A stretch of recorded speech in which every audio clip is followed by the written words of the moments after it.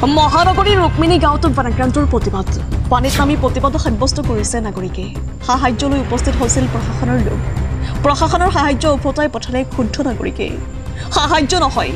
বানৰ স্থায়ী সমাধানৰ দাবী ৰাইজৰ পুনৰবাৰ জনাইছে মুহূৰ্তত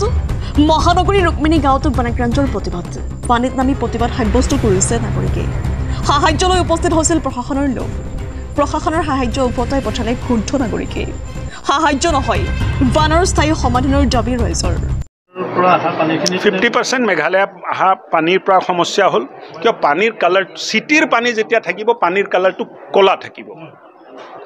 সিটিত যদি নলা নৰ্দমাৰ পৰা পানী ওলাই এক পানীৰ ৰংটো কলা থাকে কালি যেটো পানী আছিলে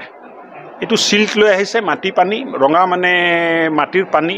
তাত দেখাতে মানে গম পাই যে গুৱাহাটীৰ পানী নহয় বাহিৰৰ পৰা পানী আহিছে আপুনি মানে এক কথাত স্বীকাৰ কৰিব না যে আপোনালোকো বৰ্তমানে বিফল হৈ আছে ধৰক নাই মানে ম্যাগনিটিউড যেটো আছে তাততো আমি বিফল হৈছো যিমান যেটো পৰিমাণৰ পানী আহিছে এটো হ্যান্ডেল কৰিব নোৱাৰো আমি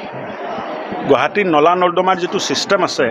এটো এটা ভলিউম কনসিডাৰ কৰিব নোৱাৰা হৈছে 1.5 ঘণ্টাত যদি 136 mm পানী হয় সানমাৰীত 136 mm পানী